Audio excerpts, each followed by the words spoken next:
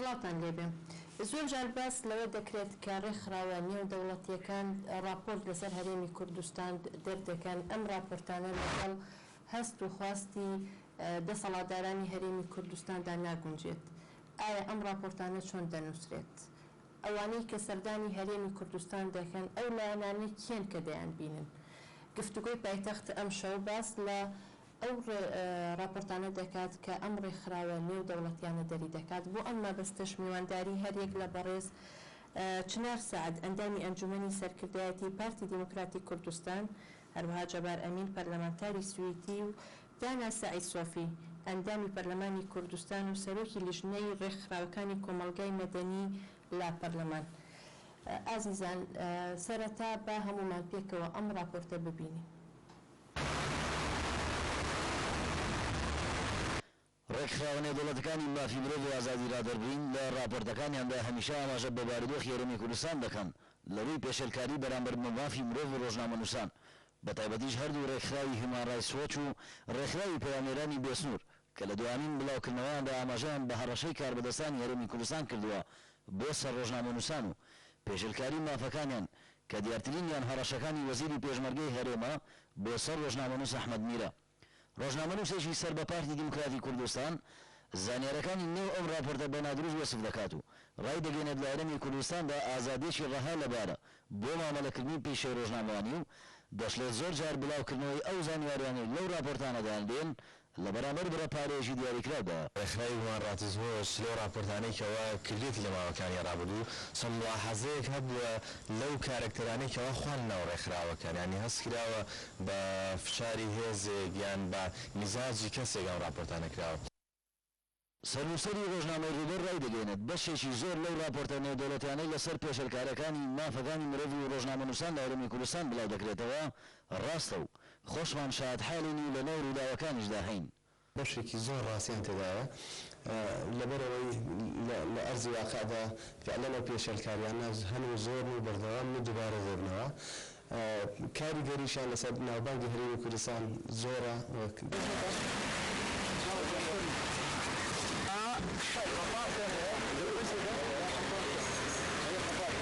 چالاکوانێکی ڕێکخراوەیی لەسەر ئاسی نێودەوڵەتی دەڵێ ئەو زانیاریانەی لە نێو راپۆرتەکاندا هەن زۆر ڕاستن لەبەرەوەی بە بەردەوامی ئەو پێشەلکارانە دووبارە دەبنەوە و نابێت لەلایەن حکوومەتی هەرێمەوە ڕەت بکرێنەوە، بەڵکو دەبێت بە دوواداچوون بۆ زانیاریەکان بکرێت. لە دەستگاگەلێکی نێودەوڵەتیەوە کە چاوی سێمن و بەشێک بوون لە مەلملانەکان لە هەرێمی کوردستان، بەڵکو وەکو پرەنسیپێکی ئەخلاقی و مەهەنی خۆیان ئەو دامودەستگانیە و دەوڵەتی بەئەتیباران ئەو راپۆرتانە دەنووسێن بەمانای ئەوەی لە هەرێمی کوردستان پێشەلکاری جددی و ڕاستەوخۆ هەیە. لە هەرێمی کوردستاندا بەدەر لە دەستگاکانی حکومی لە بواری مافی مرۆڤەوە چەندین ڕێکخراوی دیکەی ناحکومی بوونیان هەیە و زۆر جار ئەو ڕێکخراوانەش راپۆرتی هاشەوەی ڕێکخراوە نێونەتەوەیەکان بڵاو دەکەنەوە، بەڵام نابێتە ماوەی بە هەندوەرگرتنیان لەلایەن دەسەڵاتی بەڕێوەبردندا. سەید موفتی NRT تایبەت بە گفتوگۆی پایتەخت. جارێکی تر سڵاو چنارخان ئەمەوێت لەگەڵ تۆ دەست پێ بکەم. ئایا ئەم راپۆرتانی کە دەردەچن سەبارەت بە هەرێمی کوردستان تا چەند لە ڕاستیەوە نزیکن؟ سەرەتا زۆر سوپاس بۆ سازدانی ئەو بەرنامەیە و هەروەها من دەستخۆشی لەو ڕێکخراوانە دەکەم، ڕێکخراوە نێودەوڵەتیانە کە هەوڵ دەدەن چاودێرێکی باش بن لەسەر شێوازی بەڕێوەبردننی کاری میدیایی لە دنیا و هەروەها خوارەکانی مافی مرۆڤ لە هەموو دنیا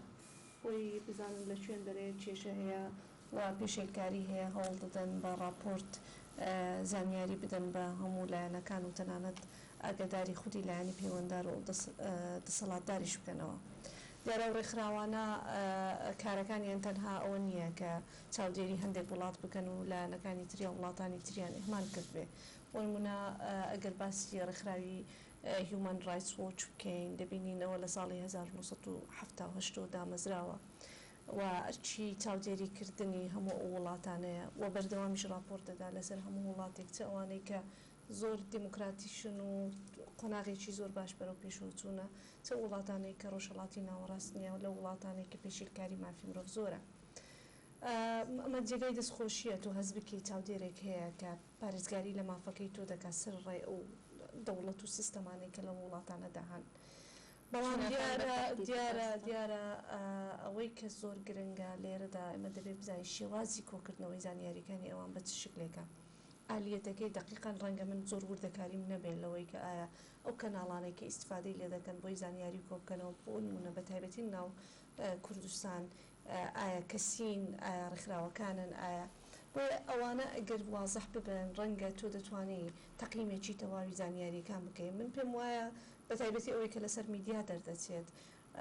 من لەگەڵ سندیکای ڕۆژنامە نووسان قسەم کردووە لەگەڵ ئەوان باسی ئەومان کرد ئایا ئێوە چەندە ئاگادارن لەو زانیاریانەی کە لە قناتەکانی دیدەڕوا بۆ ئەم ڕێکخراوانە بۆی حکم لەسەر ئازادی یان ئازادی یا پێشێلکاری میدیایی لە کوردستان بدرێت ئەوان بەڕاستی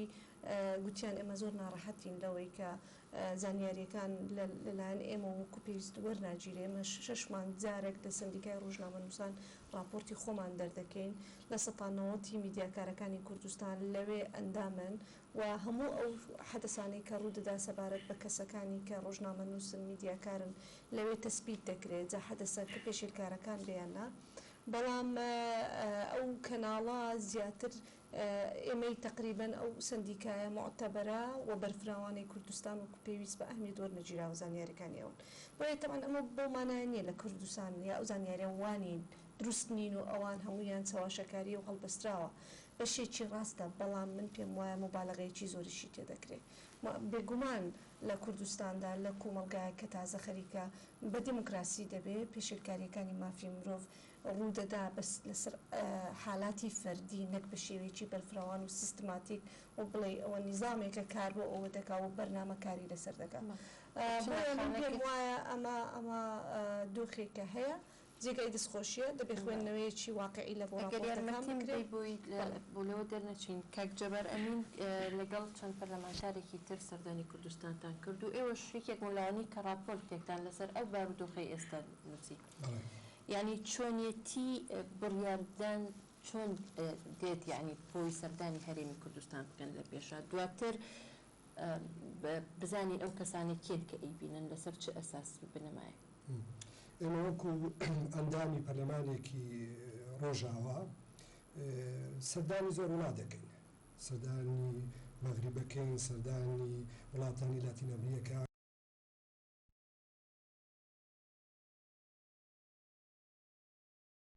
هەفتی تر لەگەڵ شاندێکی ئەوروپیا دەچم بۆ تورکیا مانگێکی تر دەچم بۆ فەلەستین ئەمە بەشێکە لە ئیشەکانمان لە ئیشی پەرلەمەنتارێکی وڵاتێکی ڕۆژاوا کەەوەی بزانێت لە جیهان چی ڕوەدا ئێمە زۆر مێمان بۆ هات بۆ سەبارەت بەم کێشەی لە کوردستانە زۆر مێمان بۆ هات وەکو پەرلەمەنتار لە چەپ و ڕاستەوە مێمان بۆ هات لە کوردستان ئەمە هەیە ئەوە هەیە ئەوە هەیە ئەوە هەیە بۆی ئێمە بە باشمانزانی خۆمان بین سەردانی کوردستان کە لەباتیۆی تەواو بڕوا بکەین بەو نامانە بۆ راپۆرتانی کە بۆمان دێ خۆمان بچین سەردانێ بکەین سەردانێ بکەین و پێشمان زۆر گرن و هەموو لایەک ببینین ئێمە ناخوازین بین بۆ ئێرە دەسەڵات ببینین و بڕۆینەوە نەمان دەخواست بین بۆ ئێرە ئۆپۆزیسیۆن ببینین و بڕۆینەوە نەمانویست بین بۆ ئێرە دوو کەس ببینین کە بەشێک نەبن ینی بەشێکی فراوان نەبن لەنگەلا و بڕۆینەوە لەبەرەوە بەشێکی گرنگی سەردانەکەی ئێمەوە بوو کە بەرنامەدا ڕێژین چێ ببینین بەناوەمان داوش کە دەسەڵات ببینین پارتی دموکراتی کوردستان ببینین یەکێتی نیشتیمانی کوردستان ببینین سەرۆکی حکومەت ببینین سەرۆکی هەرێم ببینین زۆربەی ئەمانەماندی لە هەمان کاتا بەڕیانماندا ئۆپۆزیسیۆن ببینین یەکگرتوومان بینی گۆڕانمان بینی کۆمەلگای مەدەنی ڕێکخراوی کۆمەلگای مەدەنی جگە لەوەش ئێمە هەڵەتە مێدیاکان نەخوێنینەوە ئەنی زۆر لەو شتانەی ئێستا جیهانی ئەمڕۆ کە شتێک ڕووەدا لە شارێکە لە جیهانە سەیرەکەی 5 سەعات 2 سەعات زۆربەی پەرلەمەنتاری جیهان ئاگای لێیە وەرە ژیانە بۆ زمانێکی تر لەبەرەوە دەمازانی بۆ نمونە لە هەولێر یا خولە سلێمانیە لە کەرکووک چ مامۆستایەک چ قوتابیە چی بەسەرهاتوە چی بەزا هاتوون سەردانمان کرد چوون بە ماڵی چەند مامۆستایەک چوون بە ماڵی شەهید چوون بۆ ماڵی خاوەنکار زۆر خەڵقمان دیوە ئێمە پاش ئەوەی هەموماندی و هەوڵمان بە دوکومنت وەرگین لە خەڵکی کە یەکە ئیدعای شتێکی کرد دەمانوێت دوکومنتی چییە لێ درراوە فەرمی سەیری لەشم بکەن فلانە ڕۆژ گیراوە وام لێکراوە فلانە کەس وای لێ کردوم پاش ئەوەش ئێمە هەوڵمان دەدا لێ بکەن و ئەمە ڕاستە زۆربەی جارەکان بۆمان دەکەوت کە ڕاستە هەندێک جار بۆمان دەکەوت کەوتانە ئەوسا ئێمە کردمان بە راپۆرت هەتاکو ئێمە تەواو بەڵگەمان پێ نەبوو نەماتوانێت بکەنەوە و کاتێ بەڵگەشمان پێ نەبووە نە ئێمە ناڵێن ئێمە دەمانی فلانە کەس وا دەڵێ فلانە کەس وا دەڵێ لەبەرەوە راپۆرت ئێمە بخوێنینەوە سەیرەکەی ئەوانەی کە ئێمە بەڵگەمان پێ ئێمە دەیڵێن ئەوەی ئێمە بەڵگەمان پێ نییە یەکسەر خستومایەتە زمانی یەکێکی تر کە ئەو وا دەڵێ کاکدانە ئێوە لە پەرلەمانی کوردستان جەنابەت سەرۆکی لیژنەی ڕێکخراوەکانی کۆمەڵگەی مەدەنی چۆن مراقبەی ئەم راپۆرتانە دەکەن یعنی کە ئەو راپۆرتانە دەرەچێت چۆن دەیبینن چۆن مراقبەیەکەن چی دەکەن بۆ ئەوەی کە ئەو شتانی کە دەرەچێت لەو راپۆرتانە تکرار نەبێتەوە بەڵێ زۆر سپاس بەر لەوەی وڵامی پرسیارە دەمەوە حەز دەکەم زۆرێک لە پرۆبلێمبەندی بکەم لەسەر ئەو راپۆرتانەی یاخود ئەو شێوازی چاودێریکردنی کە لە دەرەوەی کوردستانەوە هەیە من پێوا دوو شێوازە یەکێکیانەوەیە کە ڕسمی و دیبلۆماسیە لەلایەن با بڵێن وڵاتانەوە دەکرێت ئەوانەی کە با بڵێن بەرژەوەندیان هەیە لێرە بەشەکەی تریەوە ڕێکخراوە ناحکومیەکانن یاخود هەندێک لایەنی تری کە پەیوەندیان بە دەکرێت ئەندامی پەرلەمان من کە ئیتیماماتیان هەیە بۆ مەسەلەی مافی مرۆڤ یاخود هەر ئەوەیشتر بەڵام دەتوانم بڵێم کەناڵێکی ڕسمی نیە یاخود شبه ڕسمیە ئەوانەی کە ڕێکخراوە ناحکومیەکان دەیکەن لە بابەتی هیومان ڕایتس وۆچ یاخود پامنێرانی بێسنوور یاخود هەندێک باڵێن هەوڵی پەرلەمانتاران لە بەڵام بە شێوەیەکی ناڕسمی ئەوانە دەتوانم بڵێم هیچ بەرژەوەندەشیان لە وڵاتانە نییە تەنیا ئەوە نەبێت کە بابڵێن کۆمەڵە پرینسیپەکانی مافی مرۆڤ ئەوانەش ئەو پرینسیپانش پرینسیپی یونیڤەرسالن لەبەرەوەش بۆ ئەوانە ینی هیچ سنوورێکیان نییە هیچ بەرژەوەندێکیان نییە تەنیا هەدەفەکە ئەوەیە لە مەسەلەی مافی مرۆڤ بکۆنەوە ئەوەی تر ئەو لایەنەکەت لایەنی ڕسمی و دیبلۆماسیە کە وڵاتەکانن کە ئەوانەی بە زۆرێک لە جۆرەکان پەیوەندیشی ڕسمیان هەیە لەگەڵ با بڵێن ئەگەر نمونە هەرێم بینینەوە لێرە هەرێم بۆ نمونە ئەمریکا لێرە بەرژەوەندی تایبەتی خۆی هەیە UN هەیتی وەکو با بڵێن ئەوەشی ڕسمی هەروەها ئەو وڵاتەکانی تری کە با بڵێن ئەویان هەیە لێرە لە هەرێمی کوردستان نوێنەرایەتیان هەیە دەتوانم بڵێم ئەوانەی راپۆرتانە یاخود شێوازی چاودێری کە لەلایەن ڕسمیەکانەوە دەکرێت جۆرێک لە تەحەفوزی تێدایە حساب بۆ بەرژەوەندی تایبەتی خۆیان دەکەن و هەروەها دایانەوێ بە هەر شێوەیەک بێت زۆرێک لە ئارامی هەبێ و لە بەرامبەر ئەوەدا چاپۆشی لە هەندێک مەسەلەی تر دەکەن بەڵام ئەوانەی کە ڕێکخراوە ناحکومیەکان دەیکەن لە بابەتی با بڵێن هیومان ڕایتس وۆچ و ئەوانی تر دەتوانم بڵێم ئەوانە هیچ بەرژەوەندێکیان نییە هیچ ئیلتیزاماتێکیان نییە بەرامبەر با بڵێن هەرێم بۆیە زیاتر هەوڵ دەدەن زیاتر شتەکان چۆنە ئاوا تۆماری بکەن و بیر لە مەسەلەی ئەوە نەکەنەوە تا چەندەوە لە بەرژەوەندی و هەرێمەدا یا لە بەرژەوەندی و هەرێمەدانە ئێمە وەکو پەرلەمان دەتوانم بڵێم بە پێی تایبەتمەندی لێژنەکان چاودێری لەو با بڵێن ئەو راپۆرتانە دەکەین هەندێکیان دەتوانم بڵێم پەیوەندیشمان هەیە لەگەڵ بۆ نمونە لەگەڵ یۆنامی کە بۆ خۆیان ئەوانیش راپۆرتی ساڵانەیان دەبێت ئەوانە پرۆگرامێکیان هەیە بە ناوی UPR ساڵانە کۆمەڵی ڕاستپاردە دەدەن بۆ وڵاتانەی کە لەگەڵیان ئیش دەکەن پرۆگرامەکەش بە هاوکاری لەگەڵ NGOکان دەکرێت هەروەها لەگەڵ لایەنی ڕسمیش با بڵێن لێرە پارسال کۆمەڵی ڕاستپاردەیاندا بە حکوومەتی هەرێم بەڵام گرفتەکە لەوەدا تا ئێستا ئالێتێک نەدۆزراوەتە بۆ ئەوەی ئیش بکرێت بە فعلی لەسەر ئەو ڕاستپاردانە ئێستا لە هەوڵی ئەوەداین پرۆگرامیشان هەیە دایانەوێت لە خلالی ساڵێکدا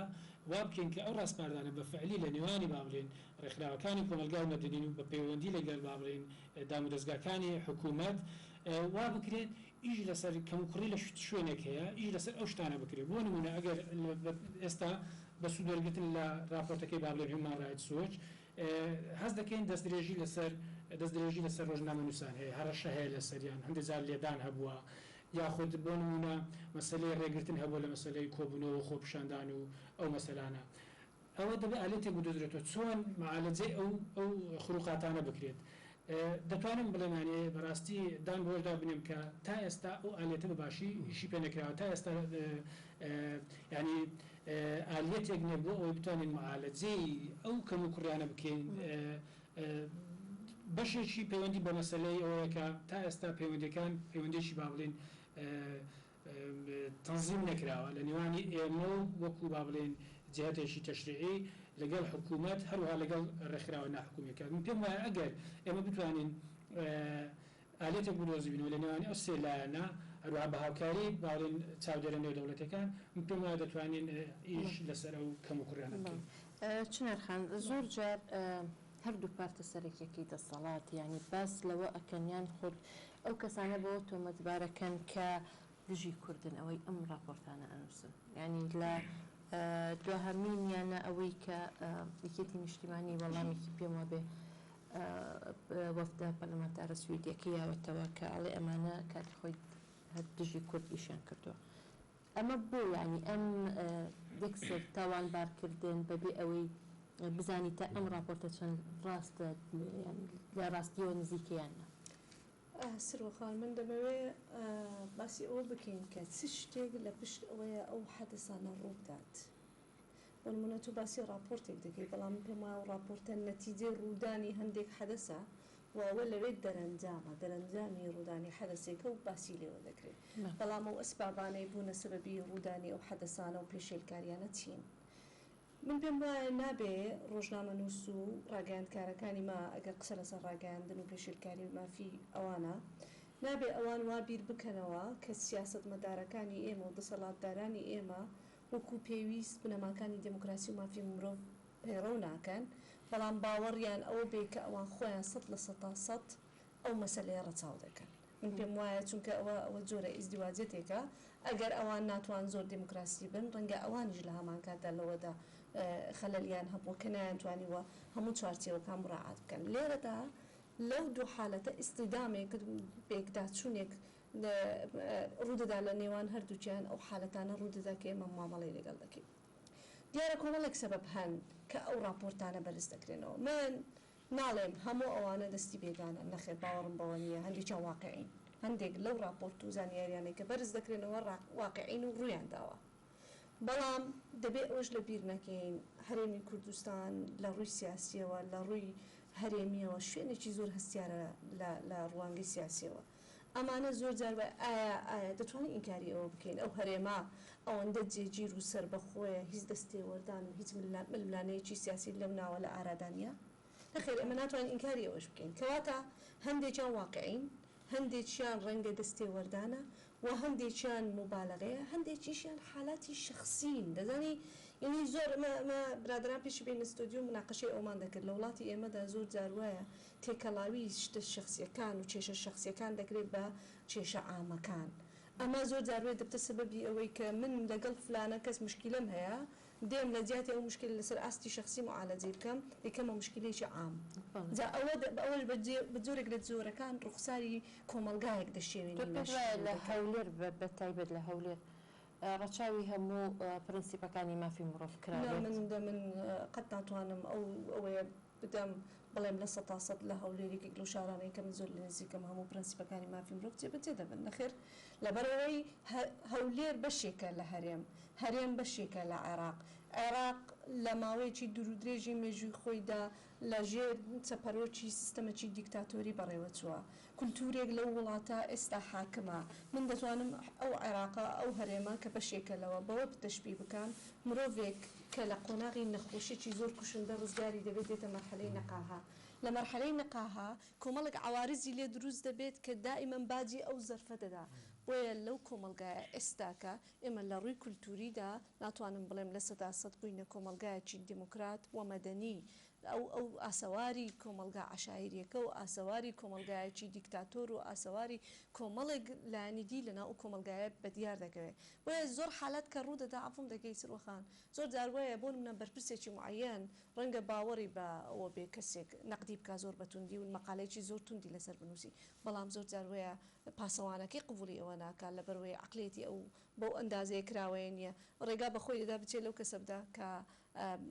بابەتێکی لەسەر ئەمەش دەچێتە قالبی ئەوەی حسەبی ئەو ناکرێت. لە محاسبەکردن ئێمە کەم کورتیمان هەیە من لە 100% پێت دەڵێم دەبێت مؤسساتی قەزایی و دادگاکانی ئێمە زۆر تەفعیل ببن. هیچ کەسێک ڕێگە بەخۆ نەدا لەسەر نووسینی بابەتێکی معەیەن یا بیاوێت دەست درێژی بکاتە سەر کەسێکی تر. بەڵام لە بەرامبەر ئەوەشدا میدیاکارەکانی ئێمەش دەبێت مراعاتی ئەخلاقی ڕۆژنامەگەری بکەن و ئەوانیش دەبێت قبولیان بێ کاتێک پێشێلکاری دەکەن و اتهامی من و فلان دەکەن ئێمە بیان بینە بەردادگا بەڵام کێشەکە لەوەدا سرۆخان زۆر جار وایە میدیاکارەکانی مەتەوانەمە عام نییە ئێمە لەگەڵ ئاماژە بە هەندێک کەس دەکەین ڕێزم هەیە بۆ زۆران بەڵام هەندێکیان تەنانەت زۆر جار وایە گەدەسەڵات و پارتیویەکێتی یان من کەسێکی تر ئەوانەی کە لەو وڵاتە هەین سیاست دەکەن یا بەرپرسیاریتیان هەیە زۆر جار وایە دەتەوێت دیفاع لە حەقی خۆت بکەیت بابەتێکی تایبەتی لەسەر تۆ کەسێک دەردەچێت دەچی لە دادگا شکایەتی لێ دەکەی دەکاتە هەڵات دەڵێ پێشکاری مافی ڕۆژنامەگەریە من پێم وایە ئەگەر ئەو شکایەتکاریەکەین پارتی دیموکراتی کوردستانیشی کرد لەو پارتانی کە زۆر شکات لە ڕۆژنامە لە ڕێگەی دادگا کاتێک ئەو هەزەکە مافی پێشێل کراوە بۆی هەیە بڕوا لە دادگا بەڵام بۆی نییە ئەزیەتی هیچ کەسێک لەگەڵەوە کاک جەبار یعنی یەکێتی نیشتیمانی کوردستان بەوە تۆمەتباریان کردن کە ئێوە دەستان لە کاروباری ناوەوەی هەرێمی کوردستان داوە مەسەلەکانی مافی مرۆڤ پەیوەندی بە کاروباری ناوەوەی هەر جێگایەکیە یا هەر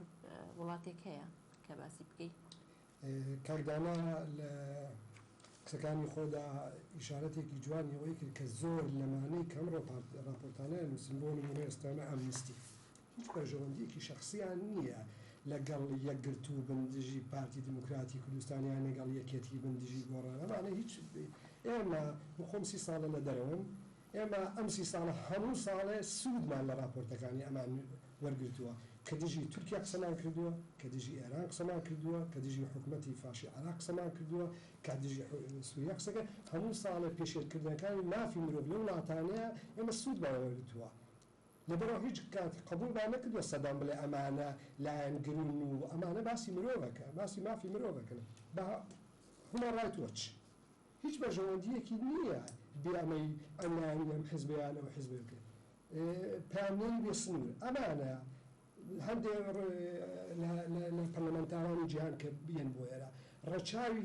هی هەندێکشت ناکەن و بەجەوەندیشیان ئێمە کاتین ئێمە نامانەوە لەبەر چاوی جوانی حیزبێک یان ڕێکخراوێک هەندێکشت نەنووسین چکە ئیژی ئێمە نییە ئێمە ئەوەی دەیبینین دەینووسین دوایی هۆکەی چییە ئەوە ئەو ڕێکخراوانە خۆیان لەناو خۆیانە لە کوردستان بازە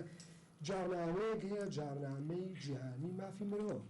ئەم جارنامەیە سەرکرداتی حیزبەکانی ئێمە هەرێمی ئێمە دەوڵەتی عێراقی ئێمە هەمووی پێی باشە پابەندە کە ئێستا ئێمە دێن سەرەکەین باڵێ بەندی حوتی بەندی بیستی بەندی 19 بەندی 21 کە دەبینین بەند بە بەند پێشێل دەکرێت لێرە ئێمە دەبێ باسی کەین کە دەبینین بۆ نمونە ڕێی خۆپیشاندەر نادرێت لە هەولێر نمونەیەک دێنمەوە هەڵبەتە بێ باسی کەین هۆکەی ئەوان دوایی دەسەڵات خۆی باسی کە بووە بەس ئینکاری نابێت لەوە کرێت کە ئەم مافە خوراوە ئەم مافە پێشێل کراوە لە سلێمانی کە دەبینین بۆ نووسە نووسەرێک دەیگرن عزێتی دەدەن ئەشکەنجە دەدەن ئەم لاولای ئەشکێنن زیندانیەکەن دەبێ ئێمە بینووسین ئەمانە ئێمە دەینووسین هیچ بەژەوەندیەکی تایبەتمان نییە لاەنگری هیچیان نین دژی هیچیشیان نین ئێوە باسی ئەم پرینسیپە جیهانیانەیەکەین بەڵام بەداخەوە هەندێک مخۆم کاتەمە دەست وەردان نیە لە کاروباری ناوخۆ ئەمە ئێستا لەسەر ئەوە ئێستا من چەند جارە خۆم چوومەوە تورکیا لەگەڵ وەفدی تر هاتووم کاتی سەدامیش هاتووم بۆ ئێرە بۆ کوردستان کە شتمان نووسیوە لەسەر سووریا شتمان نووسیوە لەسەر ئێران شتمان نووسیوە ئەم حکومەتانە هیچ جارێک حکومەتی تورکی کە پێمان وتۆ فاشی سەها جار حکومەتی ئێران هیچ جارێ اعتراضێکان نەناردووە بۆ پەرلەمان وەلای ئێمە یان بۆ سەرکرداتی حیزبەکانیە بڵێمە تێوەدانە لە ئینی ناوخۆی ئێمە لەبەرەوە من پێم ناخۆشە کە دەبینم حیزبەکانی دەسەڵاتی کوردستانی خۆمان نامە دەنێنن لەسەرەوەی چوار پەرلەمانتارکە یان سێ پەرلەمانتار پێنج قسەیان کردووە و توانە ڕێز بگرن لە مافی مرۆڤ ئەمە دەلالەتی ناتەحەوڵیە دەبێ ئێمە زۆر لەوە شارەزاتر بین لەوە زۆر لێبەردووتر بین دەبێ سپاسی ئەوانە بکەین من پێم وایە ئەرکێکی گرنگی سەرکردایەتی پارتی دیموکراتی کوردستان یەکێتی نیشتیمانی کوردستان حیزبەکانی تری حیزبەکانی ئۆپۆزیسیۆن پەرلەمانی کوردستان تاوتویەکی ئەم راپۆرتانە بکە هەتاکو چەند ساڵە لەمەوبەر ئەمانە هەمووی لە بەرژەوەندی ئێمە بوون ئەم راپۆرتانە هەمووی هومان ڕاید وۆچ بوو ئەمنیستی بوو پامێری بێسنوور بوو پەرلەمانتارەکانی جیهان و باشە بۆ ئێستا ئەمە هەمویان دژی ئێمە نووسن ئەنی دەبێ ئەم پرسیارە ئێمە بکەین نابێ وا بە ئاسانی ڕەتی کەینەوە و بە ئێمە بڵێن سێ پەرلەمانتار هاتوون بۆ کوردستان یەکەتی نیشتیمانی کوردستان لە سایتی خۆی بڵێ مێژووی ئەمانە دیارە کە دژی کوردن چ مێژوویەک دەریەخا کە بوو دیل سێبالۆز دژی کوردن بە بەشت پێچەوانە ئەو ئافرەتە 20 ساڵا پێشگیری کوردی کردووە لە ژیانە تەنانەت هەم ناڵە کوردستانی عێراق دەڵێ کوردستانی باشوور ئەوشێ عێراق بەکار نایانێ یان ئەمریکایان هەوڕێیانی کرد ئەمە یعنی بێتەحملی سیاسەتمەداری ئێمە دەرەخات دەبێ ئێمە زۆر وەزیرێک بین نابێ ئێمە خۆمان بینێنەوە ئاستە کەکدانە ئەو راپۆرتانە هەر ئەوانە نەبوون کە ئێوە یاخود ئۆپۆزیسیۆنی عێراقی ئەوسا ئاعتیمادیان لەسرە کرد و هەتا بۆ ئەمریکا لەگەڵ حکوومەتی ئەمریکا بە ئاعتیماد لەسەر ئەو راپۆرتانە ئەیان وت ئەوە ڕژێمی عێراقی ئەو ڕژێمەیە ئێستا بۆچی ئەم راپۆرتانە ناڕاستن ڕاستەکەی من دیسان دەمێ بگەڕمەوە بۆ پرینسیپی کە ماف مرۆڤ سنووری نییە و نەبەستراوەتەوە بە هیچ کات و شوێنێکەوە پرینسیپێکی یونیڤەرساڵە یعنی هەموو مرۆڤەکان دەگرێتەوە بە بێ جیاوازی لە هەر شوێنێک بژین لە هەر کاتێک بژین تا بۆیە ئێمە ناتوانین بەڕاستی بڕێنەوە لە سەردەمی بەعز ڕاست بوو بەڵام لە ئێستا ڕاست نییە یاخود لە فلانە وڵات ڕاستە لێرە ڕاست نییە ینی دەبێ وەکو پرینسیپێکی گشتی تەمەشای مافەکانی مرۆڤ بکەین بوو تا بۆیە ئەنێەوە خۆی لە خۆیدا وەڵامی ئەو پرسیارەیە ینی تۆ ناتوانانی بڵێ ئەوانەی ئێستا کە دەینووسن لەسەر ئێمە بەرژەوەندی تابەتی خۆیان هەیە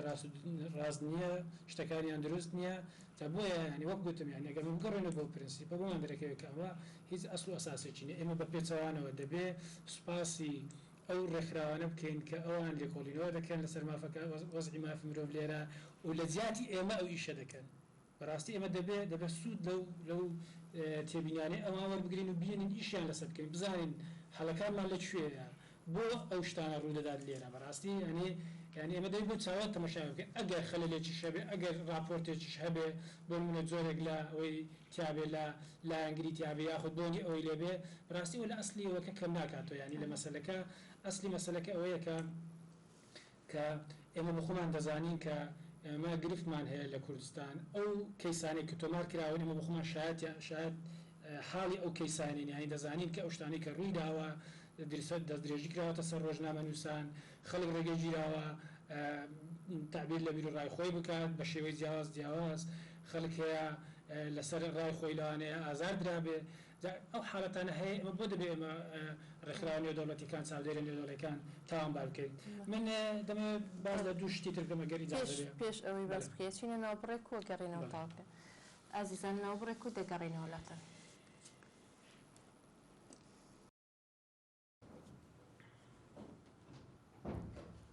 جارێکی تر سڵاتان لێبێ ئازیزان کەک داناباست لەوە ئەکرد پێش ناوبڕەکە کە ویستی باز لە یاساکانی هەرێمی کوردستان بکەین بڵێ ئەو با بڵێن ئەو راپۆرتانەی کە چاودێرانی نێودەوڵەتی نووسیانە زیاتر پەیوەندیان بە دوو یاساوە هەیە کە لە با بڵێن دەتوانم بڵێم بەباشی جێبەجێ نەکراون یاخود پێشێرکراون ئەویش یاسای ڕۆژنامەوانیە لەگەڵ یاسای خۆپیشاندان یاسای ڕۆژنامەوانی کە دەتوانم بڵێم دوو لایەنەیە بەشێکیانەوەیە کە دام دەستگاکانی هەرێم بە تایبەتیش دەستگا ئەمنیەکان و هەروەها لە هەندێک ڕۆژەوە ئەوانی کە پەیوەندیان بە دادگاکانەوە هەیە دەتوانم بڵێم بە شێوەیەکی باش مامەڵەیان لەگەڵ ئەو یاسایە نەکردووە و هەندێک زاریش لە کاتێکدا ئێمە یاسای تابەتی خۆمان هەیە دەگەڕێنەوە بۆ یاسایەکی تری کۆنی عێراقی بەوش بەپێ ئەو یاسا کۆنانە مامەڵ لەگەڵ ڕۆژنامە نووسان دەکەن یان خۆ لەگەڵ ڕۆژنامە گۆڤارەکان دەکەن ڕاستیم پێم وایە سەرپێچیکردنە لە کاتێکدا ئێمە یاسایەکمان هەیە یاسایەکی تایبەتمان هەیە بە خۆمان و ڕێکخراوە لەگەڵ هەلومەرجی ئێستای کوردستان ناکرێمە بگەڕێنە بۆ یاسایەک کە 50 ساڵ یاخود 30 ساڵ پێش ئێستا هەبووە لە عێراق کاری پێکراوە ئێستا دەتوانم بڵێم هەندێک لەو گۆڤار و ڕۆژنامانەی کە با بڵێن بانکیان بۆ دادگا یاخود سکاڵیان لەسەر نووسراوە بەپێی یاسا کۆنەکان لەسەریان نووسراوە ئەگەر من پێم وایە بەپێی ئەو یاسا ڕۆژنامەوانی وایە دەکرا لە جیاتی ئەوەی مەسەلەن داوای داخستنی بکەی یاخود داوای نازانم چی لێ بکەی دەکرا مەسەلەن داوای ڕوونکردنەوەی لێ بکەی سەرەتا یاخود داوای ڕاستکردنەوەی لێ بکەیت ئەگەر هەواڵێکی بە هەڵە بڵاو کردێتەوە نەوەک تۆ یەکسەر داوای لێ بکەیت کاکە بە دای بخەن یاخود ئەمەدا بەڵێ شتێکی لە بابەتە ئەوەی تر پەیوەندی مەسەلەی یاسای خۆپیشاندانەوەیە یاسای خۆپیشاندانیش دەتوانم بڵێم دوولایەنە پێشێلکراوە هەم لەلایەنی دام دەستگاکانی وڵاتەوە هەم لەلایەن خۆپیشاندەرانەوە خۆپیشاندەران باڵێن ئەمە یاسایەکمانە ئێستا یاسایەکە داوای ئەوە دەکات کە مۆڵەت وەربگریت من هەرچەندە بۆ خۆم دەنگم بەوە نەداوە کە لەگەڵ ئەوە نەبووم کە بە مۆڵەت بێ بەڵام لەلایەنەوە گرنگ نییە گرنگەوەیە کە شێوازی ئەو مۆڵەت وەرگرتنە چۆنە ڕێگری لێ دەکرێت یاخود ڕێگری لێ ناکرێت بە هەر حاڵ ئەمە یاسایەکمانە من پێم وایە تاو یاسایەمانەیە دەبێت یاسایە جێبەجێ بکرێت دەبێت هەم حکوومەت هەم هاوڵاتیان پێشەری نەکەن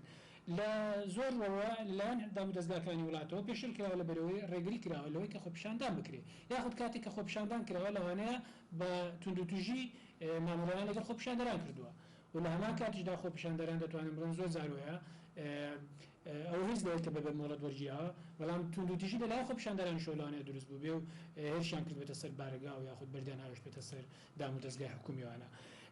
من پێم وایە ئەوە لە هەلایەن هەردوودا پێشل کراوە یاسای ڕۆژنامەیەکەشەوەی کە باسم کرد لەلایەن حکوومەتەوە ماوەڵێنان دام و دەستگاکانەوە پێشل کراوە بە هەم لە هەمان کاتیدا لەلایەن ڕۆژنامە نووساریشەوە پێشێل دەکرێت بەچی ئەوەکەوە ئەوەی کە سناخان باسی کرد ئەوان پابەندین بە ئیتیکی ڕۆژنامەوانی خۆیان من زۆر جارۆیە هەواڵێکی نادروست بڵاو دەکرێتەوە سەرچاوەکەی تەواو نیە ینی بە دووادارچوونیان بۆ نەکردووە بێزگەلەوەش ئەم زانیارە لەوانەیە کێشەیەکی سیاسی گەورە دروست بکات بە دقیقی بە وریایی مامەڵەی لەگە نەکراوە تەنیا گومانێک بۆ کراوە بە وەکو ئەوەیەکی وەکو فاکتێک بڵاو کراوەتەوە ینی بەڕاستی پێم وایە دەبێ هەموو لایەکمان هەست بە بەرپرسیارەتی خۆمان بکەین ئەوە ڕاستە ئەرچی سەرەکی دام و دەستگاکانی حکوومەتە کە سەر و سامانی هاوڵاتیان بپارێزن و هیچ پاساوێکیش نییە بۆ ئەوەی کە پێشەکاری بەرامبەر بە مافەکانی مرۆڤ بکرێت ینی بەڵام لە هەمان کاتیشدا ئێمە وەکو هاوڵاتیان وەکو ڕۆژنامە نووسان وەکو هەموو چین و توێژەکانی تر لەسەرمانە ئەو یاسانێکی ئێمەش دەگرێتەوە هەندێک ئیلتیزامات بۆ ئەمەش دادەنێ دەبێت ئەمەش لەلایەن خۆمانەوە ئەو ئیلتیزاماتانە جێبەجێ بکەین چنەرخان کەکدانە باسی لە یاسای خۆپیشاندەران کرد باشە ئەمە شایستی ئەوەیە کە خۆپیشاندەران بە هێز سەرکوت بکرێن و لا ببرێن وەکو ئەوی لە سلێمانی بینیمان کە دوای 62 ڕۆژ هێزێک برای سلێمانی بۆ ئەوی ئەو خۆپیشاندانت کۆتایی پێبێنرێت ئەمە جێ ئەوە نییە کە ڕێکخراوە نێو دەوڵەتەکان باسی لێوە بکات من بێگومان لەگەڵ ئەوم کە هەموو ئەو حدەسە سیاسیانە کە ڕوو دەدەن ئەو بارودۆخی کە ئێستا لە کوردستان هاتووتەکای و ئێستا تا ڕادێک ئارامی بخۆ بینیوە بە شێوازێکی یاسایی و مەدەنیانە مامەڵەی لەگەڵ بکرێ و لەگەڵ هیچ جۆرە سەرکوتکردنێکی سەربازی یان بەکارهێنانی هێز نین لەگەڵ هیچ لایەنێک هیچ کەسێک هیچ تاکێکی کوردستان لەبەرەوەی پێم وایە ئەمە دەچێتە چوارچێوەی پێشێرکاریەکان و بۆیش زۆر جار وایە ئێمە خۆمان کەرستە دەدەین لە دەست لایەنێکی بیانیا ڕێکخراوێک بۆی ڕێگا بەخۆی بداوە ئەو بابەتەوە خۆی بڵاو بکاتەوە دنیاشی لێ ئاگدار بکاتەوە من پێم وایە ئەمە حدەسێک بوو ڕوویداوە ڕەنگە کۆمەڵێک ئەسبابی لە پشتاوە کۆمەڵێک لایەنی خراپ و لە هەمان کات هەندێک لایەنی ئیجابیشی لێکەوتوتەوە لە ڕوویەکدا کە ئەو خۆپیشاندانە کە بەردەوام بوو بەردەوام دە بۆ هۆکاری ئەوەی کە پێکدادان ڕوودا لە نێوان لایەنی پۆلیس و هاوڵاتیان و خەڵکی ببێتە قوربانی لە لایەکی دیکەدا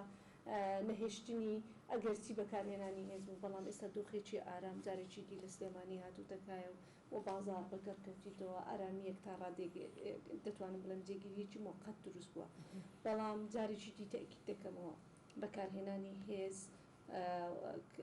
چارەسەر نییە بۆ بنبڕکردن و چارەسەرکردنی قەیرانێکی سیاسی ڕەنگە وەکو ئەسپرین بە شکلێکی موقەت تۆ دەتوانێت ئەو مەسەلەیە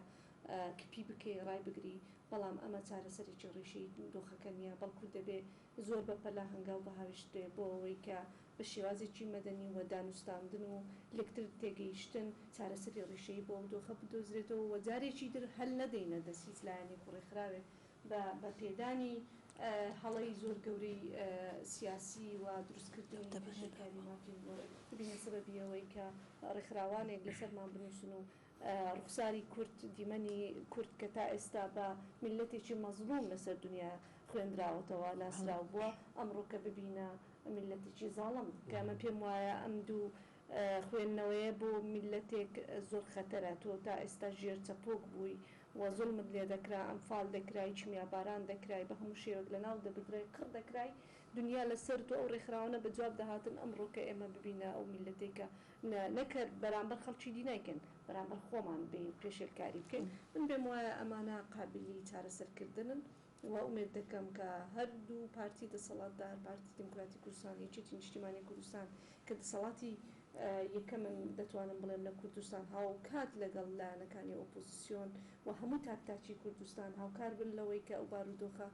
چارەسەر بکەین و ئەو ڕوخسارە جوانەی کورد کە هەمیشە ئێمە میلەتێکی بێگوناح و مەزلوم بووینە ئەمە بپارێزین. بەڵێ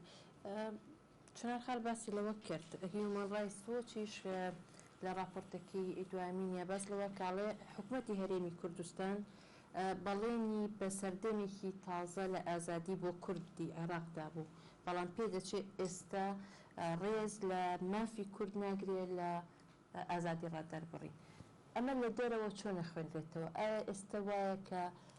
ڕوخساری کورد یاخود دەسەڵاتی کوردی لە دەرێ ناشرین بوو بێت برگەکەی هومان ڕایت وۆچ تۆزە لەوە تونترێکە جەنابەت خوێنەوە چونکە بەراوردیەکە ئەڵەمە باشتر نییە لە ڕژێمی پێشوو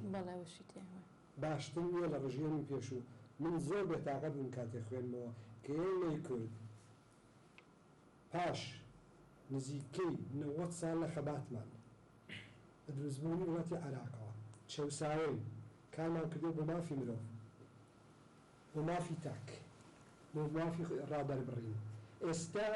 ڕێکخراوێکی نێودەوڵەتی کە هیچ وەرژەمەندیەکی نییە و لەبەر ئێران و تورکیا و سووریا نیە بەڵکو لەبەر پێشێلیەکان کە دیوەتی دەبێنێ ئێستا دەڵێ ئەو بەڵێنانەی کە دەسەڵاتدارانی کورد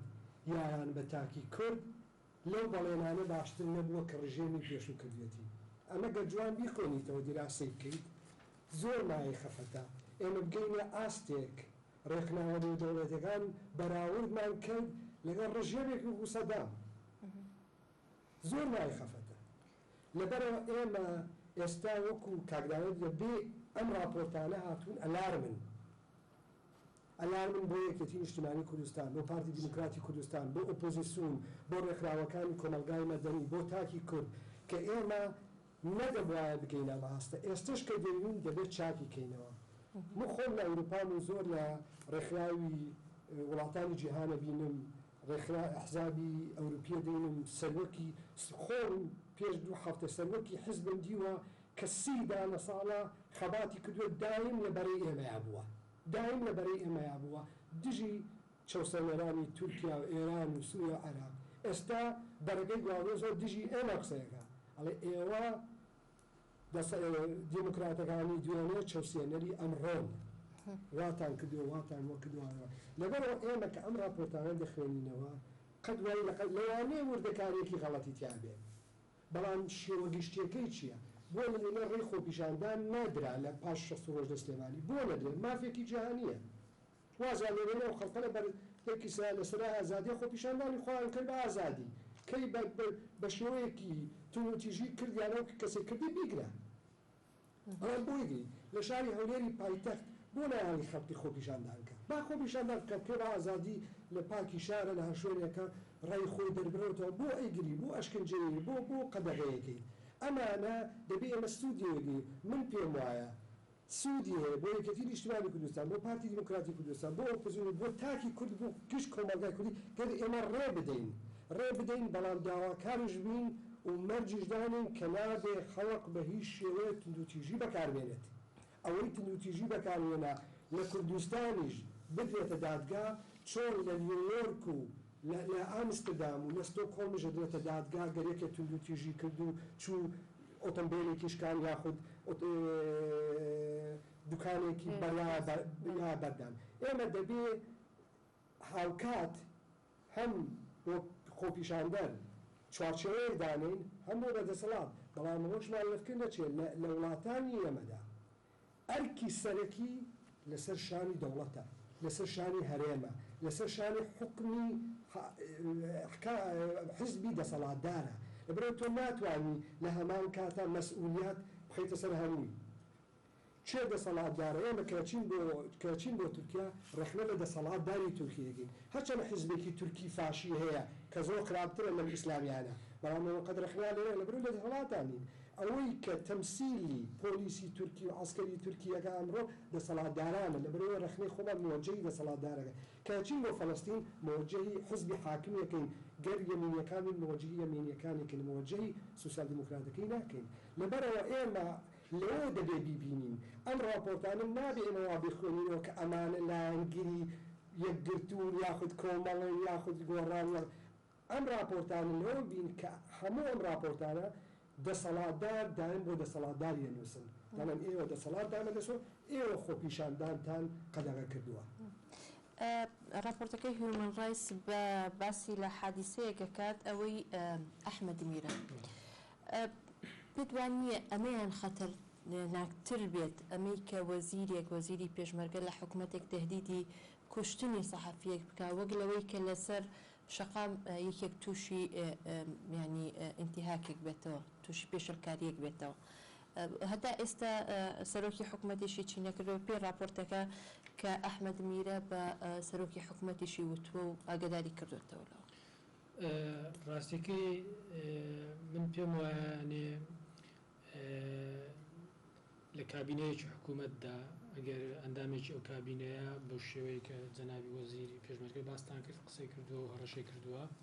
ئەگەر ئەم هەڕەشانە و ئەو با بڵێن بە بەڵگەوە ئەگەر ڕاست و دروست بن من پێم وایە ئەم شتانە دەبێ لە ڕێی یاساوە معالەجە بکرێت دەبێ لێپرسینەوە لێکۆڵینەوە لەو کەیسە بکرێت بەڵام ئەگەر ڕاست بێتن من پێم وایە سەرۆکی حکوومەت پێویستە ئیجراعاتی پێویست وەربگرێت لەو بارەوە بۆی ینی شەرعیەتی کابینەکەی نەکەوێتە ژێر پرسیارەوە ئەوە هیچ گومانی تێدا نیە من پێم وایە دەبێت لە ڕێی یاساوە معالەجە بکرێت ئەگەر بە دۆکومنت و بە هەر شتێک هەبێت ئێمە ناکرێت ینی بەو شێوەیە ینی بەو شێوە عەلەنی بەو شێوە ئاشکرایە ینی هەڕەشە و تونند و تیژی بەکاربێنین بەرامبەر بە هاوڵاتیان بەرامبەر بە ڕۆژنامەنووسانەوە تا ئەو پەڕی دەتوانم بڵێم ئەو کابینەیە لەکەدار دەکات بۆیە هەرچی سەرۆکی بەڕێز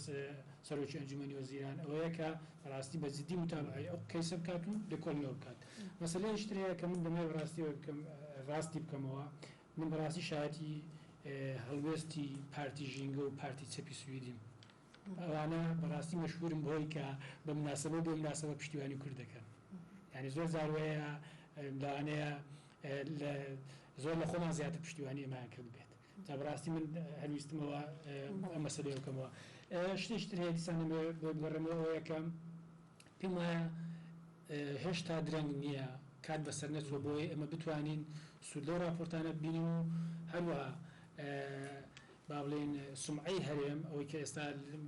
لە ڕێی ئەو راپۆرتانەوە بە پێمان وایە لەکەدار بووە پێم وایە نابێمە بۆ شێوەیە تەماشای بکەین بەڵکو دەبێ وەکو با بڵێن وەکو زەنجێک تەماشا بکەین ئاگادارکردنەوە تەماشای بکەین و ئەو ڕاستپاردە و ئەو ئەوانەی با بڵێن تێبینیانەی کە هەیەە وەریان بگرین و وا بکەین ئیسفادەی لێ بکەین بۆ ئەوەی سومعەی ڕاستەقینەی خۆمان ئەوەی کە با بڵێن دەتوانین بڵێن ئەگەر بیگەڕێنەوە بۆ تاریخ لە 2004 دەتوانم بڵێم دوای ڕوخانی سەدامەوە تێڕوانینی چاودێرانی نێودەوڵەتی لەسەر هەرێمی کوردستان تۆزێک گۆڕاوە لە پێش ئەو تاریخە دەتوانم بڵێم زۆر بە شێوەیەکی پۆزیتیڤ باسی و وەزعیان دەکرد باسی ئەزمموی هەرێمی کوردستانیان دەکرد باسی وەزعی مافی مرۆڤیان دەکرد ئەگەر چیلانش ئەو کاتیش هەندێک چاوپۆشیان کرد بە لەسەر وەزەکە بەڵام دەتوانم بڵێم لە دوای 2004ەوە کەمتر ینی چاوپۆشی ناکەن و تێڕوانیەکانیان بەڕاستی گۆڕاوە بە شێوەیەکی ڕخنە زۆر زیاتر ڕخنەگرانە تەماشای هەرێمی کوردستان دەکەن لەبەرەوەی ئەگەر تەماشای حادسەکان بکەن ڕووداوەکانی هەرێمی کوردستانیش بکەین پێشەکاریەکان بەڕاستی زیاد بوون ئەوە تا دەتوانم بڵێم لە ماوەیەکی کەمدا پامێرانی بێسنوور بوون لەو چەند مانگەی دواییدا 200 پێشەکاریان تۆمار کردووە بێجگە لەوانە سندیکا ڕۆژنامەنووسانی کوردستان ئەوانیش کۆمەڵی پێشەکاریان تۆمار کردووە و بێجگە لەوەی کە ئێمە بە خۆمان شاید حاڵیەوە بووین من پێم وایە ئێمە دەتوانین سوود لەو راپۆرتانەوە وەربگرین دەتوانین سومعەی هەرێم دیسان باش بکەینەوە بۆ دەرەوە خۆمان ئەوش لە ڕێی لە ڕێ ئەوەی بەڕاستی گەورەترین مشکلەی ئێمە ئەوەیە سەروەری یاسا لە کوردستان لە ئاستێکی زۆر نزمدایە ئێمە دەبێ وا بکەین کە یاساکان ئەو یاسانەی کە هەمانە ئەو پەیمانە نێودەوڵەتیانەی کە هەیە بە فعلی لە کوردستان لە دام و دەستگاکان ببێت بە کولتورێک و ئیشی لەسەر بکرێت نەوەک تەنیا کاتێک ئێمە پێویستمان بە یاسایە لە قازانجی خۆماندایە بڵێن بە یاسا تەطبیق بکرێت لە کاتێکیش ئەگەری لە قازانجی خۆمان نەبوو بڵێن بیانی بۆ بدۆزینەوە بڵێن وەڵا ئەوە وەزعکەوە ئەوە خەتای ئێمەنی لە تواناماندانە ڕاستی ئەوانە ئەو بیانوانە ناتوانین ینی ئەگەر ئێمە بخۆشمەوەری بگرین چاودەرانی نێودەوڵەتی ناتوان وەری بگرین جا بۆیە ڕاستی ناکرێت هیچ بیانۆک بکەینە پاسپاسا بۆ ئەوەی کە پێشێرکاری بەرامبەر موافقەکانی بکرێت. چنارخان حیزبەکەی جەنابەت داوایەکی محکەمەی لەسەر لیڤین بەرز کردوتەوە کە داوای 864,000 دلار ئەکات لە مچلێ. بیانی بۆچی ئەم مەبلەغە زۆرە ینی مەبەستی ئەوەیە کە بیەوێت ئەم گۆڤارەدا بخرێت ئیتر ئیشنەکە لە هەرێمی کوردستان ئەمەش شێوەیەکی کە نییە لە پێشێرکاری مەفی مرۆڤ. سروخان بەس ئیجازەم بدەن یەک تعلیق لەسەر و دقیقی خوێنتەوە هیومن رایتس وۆچ نازانم کامیان لەسەر ئەوەی کە بداخەوە ینی دەیەوێ هەرێمی کوردستان بشوبێت ئەو نظامی کە لێرە هەیە بەوەی کە لە نظامی پێشووی بە ئاسیا وەکو ئەوین پێم وایە لەوەدایە کە زۆر جاروەیە سیاست مەدار و دەسەڵاتداری کورد زۆر ناڕەحەت دەبن کە مبالغەیەکی زۆر دەکرێت لە هەندێک لەو دەقانەی کە دەنووسێت بۆ نمونە من پێم وایە کفرە ئەگەر بیانەوێ هەرێمی کوردستان بشوبهێنن بە نظامی بەعز لەوەیدا کە نظامێک بوو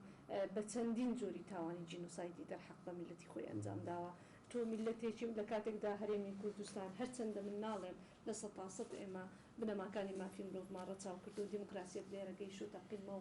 زۆر بەکاملیە بەڵام من دەتوانم ئەو بڵێم کە زۆر لە بنەماکانی دیموکراسیش لە وڵاتە خەریکە نمودێکا گەشە دەکەوە مراعات دەکرێت ڕەچاو دەکرێت لە هەڵبژاردنە لە مشارەکەی حزبیە لە ئازادی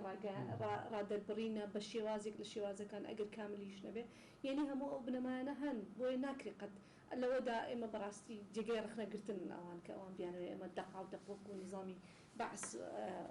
هاوشێوە بکرێن ئەوەی یەکێک لەسەر ڕووی فانیلەیەکی لەبەر کردی بێگیرابێ و ئەشکەنجە درابێ خۆ پێم وابێ ڕژێمی باسیش شتێکی لەوش ئەمە هەوڵێک یا بەرنامەیەکی سیستماتیک نییە نظامدای نابێ لەناو ئەو حیزبەکانی دەسەڵات و تەنانەت لەناو خودی حکوومەتیژە تێڕوانینەکان زۆر جیاوازن بۆ مامەڵەکردن لەگەڵ قەزی مافی مرۆڤ ڕەنگە کەسێک هەبێ زۆر کراوە بێ پێوا بێ نابێ بە هیچ شێوەیە کەسێکی تر هەبێ یعنیش ئەوە دەوەستێتە سەر مەزاجیەتی کەسەکان لە مامەڵەکردن لەگەڵ ئەو قەزیانە ئەگەر ناعام نییە و بەرنامەژ نییە سیستماتیک نییە بەڵام بەعز ئەی بۆ خۆ پیشاندان ئەی بۆ خۆ پێشاندان یعنی ڕەت کرایەوە لە هەولێر نەهێشتا هیچ خۆ پێشاندانی بکرێت ڕەت نەکرایتەوە و وەزیری چەند جار ناو خۆ هاتە پەرلەمان قسەی لەسەر ئەوە کرد گوتی ئەو لایەنانەی دایانویست خۆ پیشاندان بکەن و هاتن پێویستە بپی ئەو یاسایی کە دەرچووە دەبێت کۆمەڵێک ئیجراعات جێبەجێ بکەن بچەند شاهدی بن ناونووس بکەن بڵێن ئێمە بەرپرسیارەتی وەردەگرین ژمارەکە دەبێت ئەوەندە کەسە بێت ئەوەندە کەسە ئامادە نەبوو بەرپرسیارەتی خۆی لە ئەستۆ بگرێت بۆی خۆ پیشاندان بکرێت کەواتە ناتوانێت تەحملی نەتائیجی ئەو خۆ پیشاندانش بکات بەهەرحاڵ ئەگەر ئەوەش مبالغەی تێدا بێت بەڵام من لەگەڵەوە نیمە ڕێگری لە خۆ پیشاندان بکرێت لەگەڵەوە مەکە زمینەیەکی زۆر لەبار هەبێ بۆی خەڵک ڕای خۆی دەرببڕێ ئەو بۆ مانای نییە کە حتا ئەگەر بە شکلێکی موقت ئەمڕۆکە لە زەرفێکی دیاری کرا و ڕێگە نەدراوە خۆ پیشاندانیش بکرێت بەڵام سروخان لە بیر نەکەین لە کوردستان هەمیشە خۆ پیشاندان کراوە ئەمەش ئەوە حدەثێکی زۆر ناتەبیعیە بەداخەوە لە کوردستان دروست بووە کە قسە دەکرێت لەسەرەوەی خۆ پیشاندان دانانی یاساکە ڕێگری لە لەو کەسانە بوویمە لە چەندین حدەسی قومی لە چەندین حدەسی دیکە چ لە ڕێگەی ڕێکخراوەکانی قوتابیان چ وەکو کەسێکی هاوڵاتی چ وەکو مامۆستاجی زانکۆ بەشداری بە خۆ پیشاندان کردووە لەو شارە کە بە ملیۆنەها خەڵک هاتووتە سەر شەقام ئەوە نییە قەت خۆ پیشاندان لەو شارە نەکرابێ بەڵام ئەوەی ئەمڕۆ حدەسێکی ناتەبیعیە جا بێمە سەر ئەوەی تر طبعا ئەوەی باسی دەکەی ئەوەی لڤین من پێت دەڵێم کاکدانا باسی ئەوەی کرد کە نابێ بگەڕێەوە بۆ یاسایەکی عراقی کۆن دەبێت ئەو یاسایە پابەندین پێی لە مامەڵەکردن لەگەڵ پێشێکاریەکانی میدیایی من دەڵێم ئایا ڕێگریی یاسایی هەیە لەوەی کە تۆ نەگەڕێەوە بۆ ئەو قانونە و ئیلا دەبێت ئەو قانونە ڕەچاو بکەیت ئەگەر ڕێگریەکی قانونی هەیە بەڵێ بێگومانەوە پێشێکاریە دەبێت بەپێی یاسای ڕۆژنامەوانی کوردستان مامەڵە بکات بەڵام ئەگەر ڕێگریەکی یاسایی نییە پێم وایە محامی پارێزەر ئازادە چ یاسایەک ئیستیعانەی پێ دەکات بۆی داوا لەسەر کەسێک تۆمار بکات دوایی ئەو مەسلەی پارتی دیموکراتی کوردستان تەبەنای کردووە یا داوای یاسایی لەسەر لێبین تۆمار کرد هیچ ئەوە چی خەرقی قانونی نەکردیە بە یاسا چۆتە بەردەم دادگا دەڵێت تۆ ئیتیهامم دەکەی بە شتێکی زۆر گەورە بە جەریمەیەک تۆش وەرە لە محکەمە بە محامی خۆت ئیسپاتی بکەوانیە ئەگەر ئەوم هەیە تەنانەت اعتزاریشت لۆ بیمەوە و غەرامەکەش دەدەم ئەگەریش ئیسپات بوو کە تو وات کردیەوە ئیتیهامم دەکەی خۆ دەبێ بازەکەی بدا جا بازەکەی ئەوەیە ئەوە مەسەلەکە پارە نییە ئەسڵەن مەسەلەکە پارە نییە پارتی دیموکراتی کوردستان خۆ قەرار نییە لەسەر ئەو تەمویلە بژی بەڵکو مەبەستەکە زیاتر ئەوەیە کە ئەو کەسانەی کە پێشێرکاری دەکا و ئیتیهامی تۆ دەکا شخصیەن تۆ دزی تۆ تاوانباری تۆ وای ڕاستیەمە کەمکردنە لە کەرامەت و شخصیەت و ئەخلاقی هەموو ئینسانەکان دەزانین تێکەڵکردنی مەسەلەکان بە شکلێکی عام زۆر خەتەرە تۆ زۆر ئازادی لەوەی بڵێ فلانە کەس دزە بەس قەت ئازادنی لەوەی ئۆرگانێک کە من و تۆ هەمومان ئەندامین بڵێ هەموو ئەوانە تاوانبارن وایە ئەوان دەبێت زۆر حەزەر بکەن ڕۆژنامە نووسان دەبێت مامەڵەکردن لەگەڵ حەدەث زۆر مراعاتی چوارچێوە ئەخلاقیەکان بکەن ئەو کاتە من پێم وایە مەسائلانەش ڕوونەدا کاک جەبار ویستت تعلیقێک لەسەر قسەکانی چنارخان بدەیت قسەکانی چنارخان پێم وایە لە هەندێک شتا هەڵەیە ئەم پێشێریانەی کە دەکرێت لە کوردستانە مزاجی خەڵقی نییە مزاجی هەندێک کەس نییە سیستماتیکە لەبەرەوەی خۆپیشاندان بە سیستماتیک ڕێی پێنەدراوە لە هەولێر و بە سیستماتیک وەستێنرا لە سلێمانی من خۆمان قسەمان لەگەڵ سەرۆکی وەزیران کردووە بەرپرسی پەیوەندیەکانی دەرەوە کردووە لەگەڵ لیژنەیەکی شش ئەندامی پەرلەمان کە پێکهات بوو لە پارتی دیموکراتی کوردستان و یەکەتی نیشتیمانی کوردستان قسە کردووە وەزیری ناخۆ قسە کردووە ئەمە ئێستا قابلی ئەوە نییە بڵێ وان نییە زۆربیان ئەڵێن بەڵێ مەمنوعمان کردووە قەدەغەمان کردووە ئێستا ئەمە لەوان نییە بڵێ قەدەغە نەکراوەوان ئیمزایان نەکردووە ئێستا پاساوەکەی پاساوێکی ترە لەوانەیە کوشتاری لێ بێتەوە هەڵێن لەوانەیە خەڵق برینان بێتێ ئەمە حکومڕانەکانی کوردستان بەیانیان ناوتووە ئینکاریان لەوە نەکردووە کە ڕێیان لێگرتووە لەبەرەوە من پێم ناخۆشە گەر چنارخان لێرە ئینکاری لێ بکات کە ڕێلیجیە چونکە حکومڕانەکان خۆیان دەوڵەت خۆی کە ئێمە وەکو شاد هاتووین ئینکاری لێ نەکردووە کە ڕێ لێگرتووە لەبەرەوە جوان نییە باڵێن ئێمە ئێستا بڵێن وان نییە لە سلێمانی بە خوشکە چنارجیان بەتەواو لە سلێمانی کەسێک نهاتووەتە سەرای ئازادی و مەجموعەی خەڵک دەرکات لەشکرێکی هەزار کەسی هاتووەتە ناو شاری سلێمانی و خۆپیشاندانەکانی وەستانەوە مەزاجی خەڵقی نییە ئەمە سیاسەتێکی گشتی بووە کە سیاسەتێکی هەڵەیە ئێمە دەبێ و ئەمە وای کردووە کە ئەم ڕێکخراوانە ئێستا بماشو بهێنن کۆبڕژێنی سەدا کە من زۆرم پێ ناخۆشە بە کورتی چنارخان بۆچی ئەو سیستمە من بۆیە دەڵێم ئەوەی کە کاکجەبار باسی دەکا خۆپیشاندان لە وڵاتە قەدەغە نەکراوە ڕەنگە لە حەدەسێک لە زەرفێکی دیاری کراودا زیاتر توندیان کردووە لەوەی کە ینی پێداگیریان کردووە لەوەی کە هەلەکە تەسکتر بکەنەوە لەبەرەوەی هەر لەگەڵ ڕوودانی و حەدەسە سیاسیە چەند هەفتەیەک پاشی لە هەولێر جۆرێک لە خۆپیشاندان لەلایەن قوتابیانی قۆناغی شەشەم ئەنجام درا چوونە بەردەرگەی وەزارەتی تەربیە هاتنە لای پەرلەمان لەبەرەوەی لەوەی کە داوایان کردبوو هەمویان داخلی ئەوە ببن بە کەلۆریە ببن من پێم وایە هاتون و داواکەی خۆشیان تەقدیم کردووی کێشەیەک نەبوو بەڵام لەو حەدەسە سیاسیە بەڵێ حساسیەتێک دروست بووە و کێشەیەک دروست بووە و لەوەشدا من لەگەڵی نیم بەڵام ئەوە پاساوی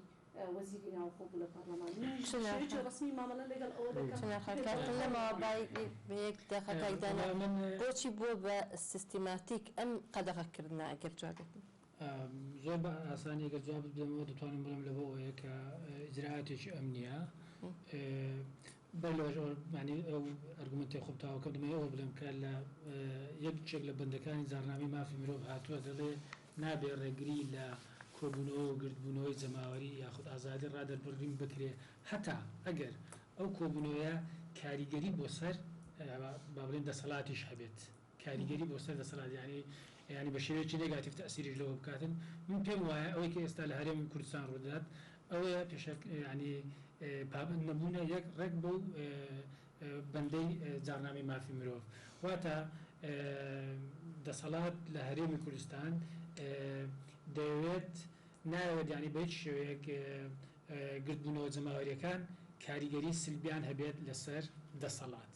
ینی بۆ شێوەیە دەتوانم باسی بکەم ئەگەر ئیجازە بێت ینی پێمان دەبێت هەمووان پێمان خۆش بێ ئەگەر لە ڕێی یاساییەوە ینی ڕێگای یاسایی بگرینە بەر بۆ یەکلاییکردنەوەی کێشەکانمان بەڵام پرسیارەکەش دەرەوەدا لێرەدا ئەوەیە ئایا تا چەند باوڵێن یاسا بە شێوەیەکی سەربەخۆ بە شێوەیە ینی بە سەروەریانە کارەکانی خۆی دەکەن ئایا تا چەند ئەوانە دەتوانن بە شێوەیەکی عادلانە و بەبێ با بڵێن بەبێ لایەنیانە مەسەلەکانی لا بکەنەوە ئەوەی کە با بڵێن سکالای پارتی دیموکراتی کوردستان پێم وایە بە ڕێگای یاسایی خۆیدا ئێستا کە دەڕوا زۆر ئاساییە بەڵام گرنگ ئەوەیە دادگا تا چەند بێلایەنانە ئەو کێسەیەک لا دەکاتەوە ئەوە ئەسلی مەسەلەکەیە زۆر سپاس بۆ ئامادەبوونتان عزیزان زۆر سپاس و تا گفتوگۆیەکی دیکە خواتان لەگەڵ